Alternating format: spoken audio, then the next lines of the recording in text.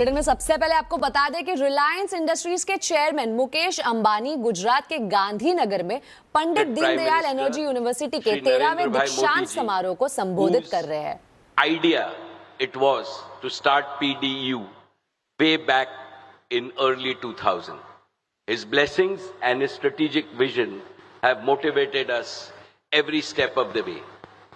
Years ago, I made a promise to him that PDEU would nurture world-class talent to power India's energy ambition.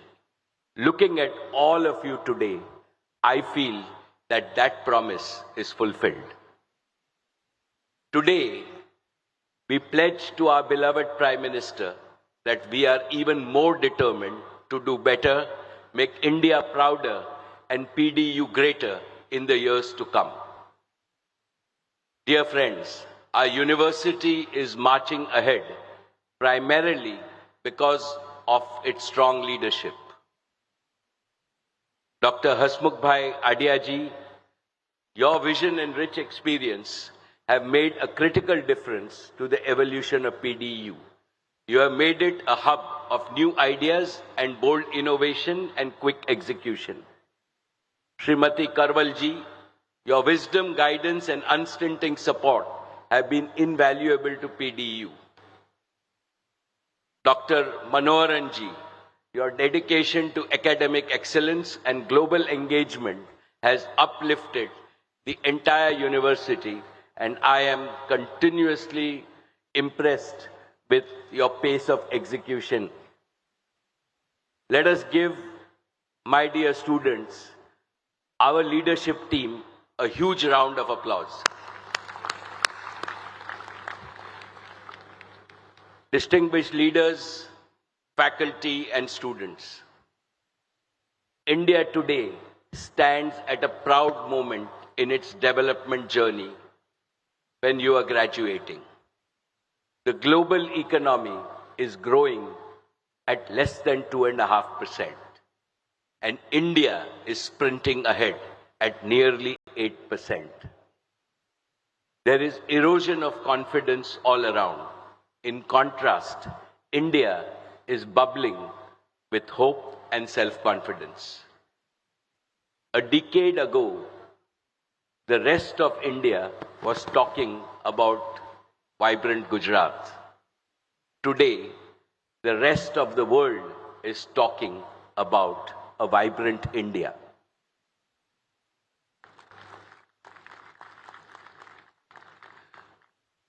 Nevertheless, we must remember that geopolitical situation has created certain challenges for our future progress.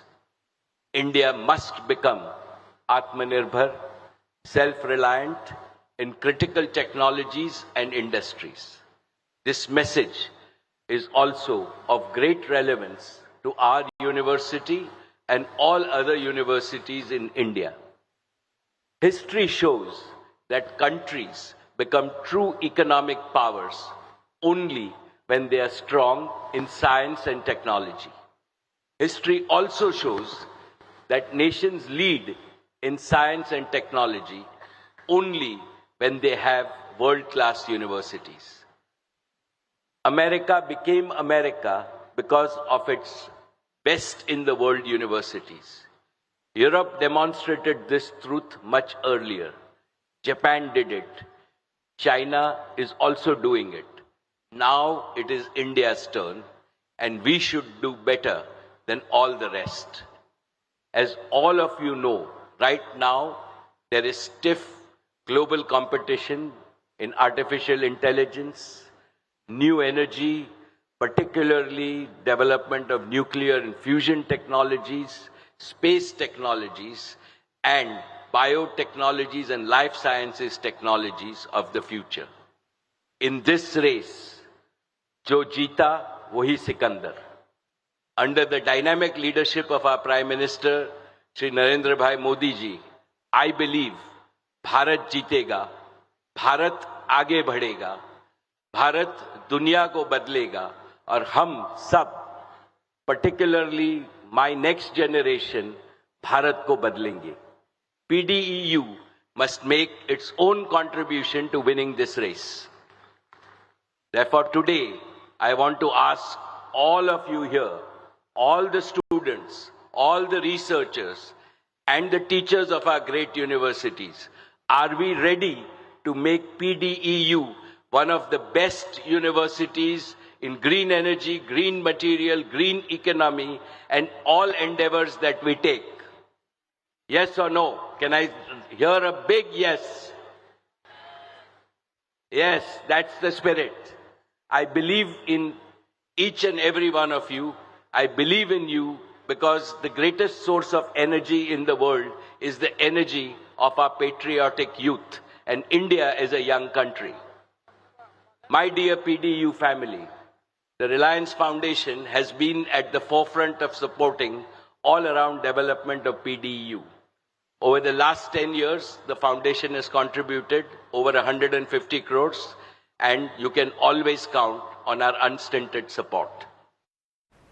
साथ ही हम आपको बता दें कि इस समारोह में 2200 से अधिक छात्र, जिनमें से 60 पीएचडी स्कॉलर्स हैं, वो अपनी डिग्री प्राप्त करेंगे।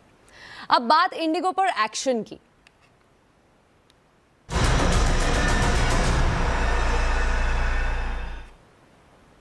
इंडिगो ने फ्लाइट कैंसिलेशन मामले में प्रभावित यात्रियों को मुआवजा देने का ऐलान किया है। कंपनी ने 5,000 से 10,000 रुपए तक के रिफंड की बात की। वहीं आज इंडिगो के सीईओ भी डीजीसीए के सामने पेश हुए हैं।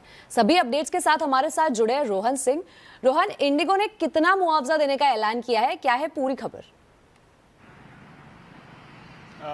जी, बहुत समय से बात हो रही थी कि मुआवजा किस तरह से दिया जाएगा, कॉम्पनसेशन का क्या होगा, रिफंड का क्या होगा। तो इंडिगो की तरफ से थोड़ी क्लैरिटी आई है।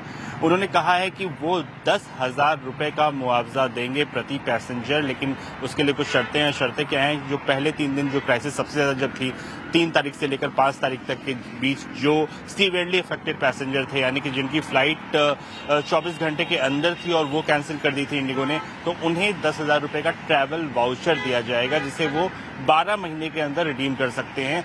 ये जो डीजीसीए का और जो सरकार की तरफ से जो नियम है, 5 से 10,000 रुपए तक के ब्लॉक आवर के हिसाब से जो मुआवजा मिलना होता है, उसके अलावा होगा। तो सरकारी नियम के हिसाब से जो उन्हें मुआवजा मिलना है वो तो मिलेगा ही, लेकिन 10,000 रुपए का ट्रैवल वाउचर की पेशकश की है इंडिगो की तरफ से फंसे हुए यात्रियों के साथ। उन्होंने कहा कि कई सारे ऐसे लोग हैं जिनकी पूरी इन्फॉर्मेशन नहीं थी उनके पास, तो उन्हें कहा है कि अपनी डिटेल्स आप दीजिए ताकि हम आपका जो रिफंड है, जो आपका कॉम्पनसेशन है, उसे एक्सपेडाइट कर सकें। और साथ ही ये भी कहा है कि जो ओटीएज में या एजेंट के थ्रू जो मुआवजा होता है वो एक्सपेडाइट करने की कोशिश कर रही है। इसी बीच इंडिगो की तरफ से एक और चीज कही गई है, वो ये कही गई कि आज से अब से वो अपनी जो फ्लाइट्स की संख्या है वो 1950 के लगभग करने जा रहे हैं। वो लगभग 2200-2300 के से पहले थी, तो उसमें लगभग 10% रिडक्शन जो कि उन्होंने ऑफर किया था, उसके बाद जो है 1950 फ्लाइट्स ऑपरेट करेगी अब से इंडिगो हर दिन डेली की अगर बात करें तो। और साथ ही उन्होंने ये भी कहा है कि इससे उनका जो इंटरनेशनल ऑपरेशन है वो प्रभावित नहीं हो रहा है।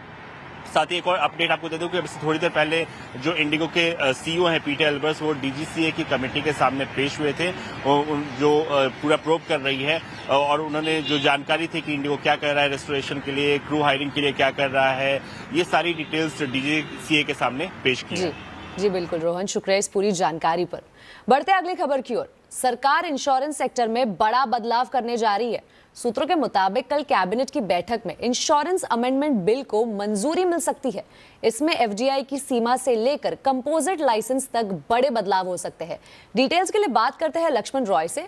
लक्ष्मण जी, क्या प्रस्तावित है इस बिल में? देखिए, कल जो कैबिनेट की बैठक दोपहर में होने वाली है, उसमें सबसे महत्वपूर्ण जो प्रस्ताव आने की संभावना है वो है इंश्योरेंस अमेंडमेंट बिल। दरअसल इंश्योरेंस अमेंडमेंट बिल के जरिए सरकार इंश्योरेंस सेक्टर में एफडीआई यानी विदेशी निवेश की जो सीमा है उसे 74% से बढ़ा करके 100% करने पर के प्रस्ताव को अंतिम मंजूरी दे सकती है। यानी इंश्योरेंस सेक्टर में 100% तक एफडीआई आ सकेगा, इसका रास्ता खुल जाएगा और इसके लिए कैबिनेट की मंजूरी की जरूरत है उस बिल को। तो इस एक महत्वपूर्ण प्रावधान है। दूसरा जो महत्वपूर्ण प्रावधान है वो आपको कंपोजिट लाइसेंस का। कंपोजिट लाइसेंस के तहत ये होगा कि एक लाइसेंस दिया जाएगा, उसी के तहत कंपनियां अलग अलग इंश्योरेंस सेगमेंट में जाकर के अपना कारोबार कर सकेंगी। तीसरा, पेडअप कैपिटल की सीमा बढ़ाई जाएगी ताकि इंश्योरेंस सेक्टर में नए प्लेयर आने के लिए जो रास्ता है वो ज़्यादा खुल सके। और इंश्योरेंस अमेंडमेंट बिल के साथ साथ यहाँ पे सरकार LIC एक्ट में बदलाव करेगी ताकि LIC बोर्ड को ज़्यादा पावर दिया जा सके, वो अपने हिसाब से कारोबार का विस्तार कर सके, कमर्शियल डिसीजन यहाँ पर ले सके। IRDA एक्ट जो है, इंश्योरेंस रेगुलेटरी जो अथॉरिटी है, उसके एक्ट में बदलाव का प्रस्ताव यहाँ पर है ताकि इंश्योरेंस सेक्टर में रेगुलेशन ज़्यादा बेहतर किया जा सके। तो इन सारे प्रस्ताव के साथ अगर कल कैबिनेट की बैठक से इंश्योरेंस अमेंडमेंट बिल को मंजूरी मिल जाती है तो संसद के इसी सत्र में, जो कि 19 दिसंबर तक चलने वाली है, सरकार इस सत्र में इस बिल को पारित कराने की कोशिश करेगी। जी लक्ष्मण, आप जुड़े रहिए हमारे साथ। यूएस के साथ ट्रेड डील पर बातचीत आज भी जारी है। इसके लिए अमेरिकी अधिकारी दिल्ली में है। अमेरिकी अधिकारियों के साथ दिल्ली में बातचीत हो रही है। ज्यादा अपडेट लेते हैं मेरे सहयोगी लक्ष्मण रॉय से। लक्ष्मण जी, ट्रेड डील पर भारत अमेरिका के बीच बातचीत पर क्या अपडेट है फिलहाल? बिल्कुल, ये यूएस के अधिकारी और भारत के जो कॉमर्स मिनिस्ट्री के अधिकारी हैं, दोनों के बीच में ट्रेड डील पर दूसरे दिन आज लगातार बातचीत हो रही है और समझा जा रहा है कि अब से कुछ ही देर में बातचीत खत्म होगी। और इस बातचीत में सबसे महत्वपूर्ण पहलू यह है कि यूएस के साथ जो भी बायलैटरल ट्रेड एग्रीमेंट किया जाना है, जो संभावना जताई जा रही है कि पहले फेजेज में किया जाएगा, तो पहले फेज के लिए जो ट्रेड एग्रीमेंट होगा उसकी बारीकियों को अंतिम रूप दिया जा रहा है। हालांकि किसी की तरफ से कोई बयान यहाँ पर नहीं आया है। समझा जाता है कि आज जब बैठक खत्म हो जाएगी उसके बाद उद्योग मंत्रालय की तरफ से बयान आएगा। लेकिन इस पूरी बातचीत में 2-3 चीजें काफी महत्वपूर्ण है। पहली बात कि अब यूएस के भीतर भी इस बात का दबाव काफी ज्यादा डोनाल्ड ट्रंप के ऊपर दबाव पड़ने लगा है कि भारत के साथ रिश्ते बिगड़ते जा रहे हैं, इसको ठीक करना चाहिए। डेमोक्रेट सांसद खासतौर से दबाव लगा रहे हैं। दूसरी तरफ इससे पहले यूएस के अधिकारी का एक बयान आया जिसमें कहा गया कि भारत के साथ डील नेगोशिएट करना काफी ज्यादा टफ है, लेकिन काफी हद तक बातचीत हो चुकी है और कुछ एक सेक्टर बचे हैं जिस पर बातचीत हो रही है। और तीसरी बात कि ये जो नवंबर का महीना था, उम्मीद ये की जा रही थी दोनों तरफ से कि नवंबर तक इस डील को साइन कर लिया जाएगा, लेकिन नहीं हो पाया। तो अब समय बीतता जा रहा है, डेडलाइन खत्म हो चुकी है, तो कोशिश ये है कि जल्द से जल्द पूरी डील नहीं सही मिनी डील ही क्यों ना कर लिया जाए। तो इस सब लिहाज से ये जो बातचीत है काफी महत्वपूर्ण है। जी लक्ष्मण जी, बहुत बहुत शुक्रिया इस पूरी जानकारी पर। तो हम आपको बता दें, आज आवाज अड्डा में भी हम इसी पर चर्चा कर रहे हैं, Bharat US trade deal best offer. तो शाम 7:57 पर जरूर जुड़िएगा आवाज अड्डा में।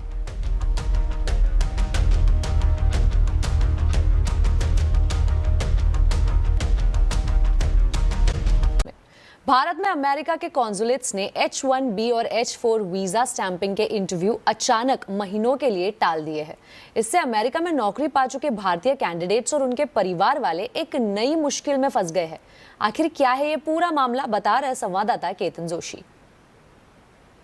अमेरिकी वीजा नियमों में सख्ती अब और बढ़ गई है। पहले तो छात्रों के F1, M1 वीजा में मुश्किल आई और अब जिन भारतीयों को अमेरिका में नौकरी मिल गई है उनकी परेशानी और बढ़ गई है। H-1B वीजा धारक और उनके परिवार यानी H-4 डिपेंडेंट्स को भारत में यूएस एम्बेसी में स्टैंपिंग और इंटरव्यू देना होता है, लेकिन अचानक सैकड़ों इंटरव्यू 2 से 4 महीने तक आगे बढ़ा दिए गए हैं।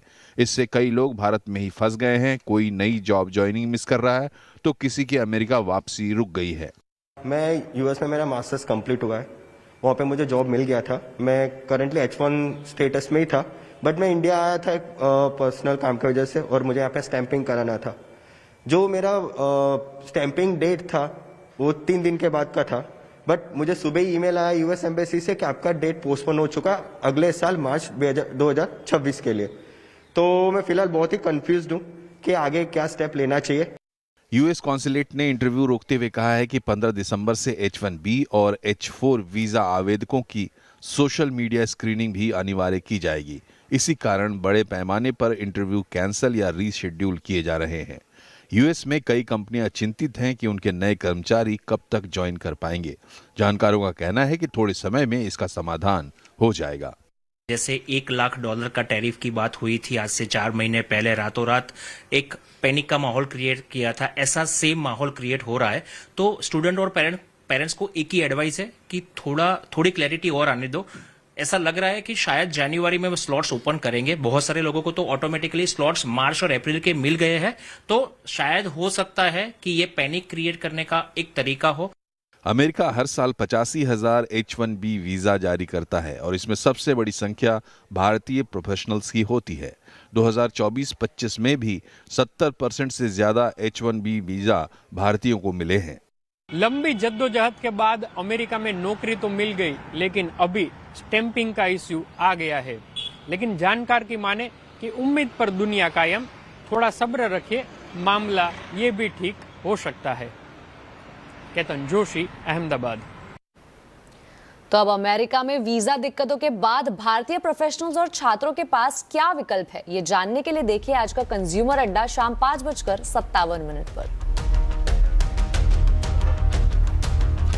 आवाज समाचार में अभी के लिए इतना ही। आप देखते रहे CNBC आवाज और अपडेटेड रहे खबरों पर हमारे सोशल मीडिया हैंडल्स के जरिए।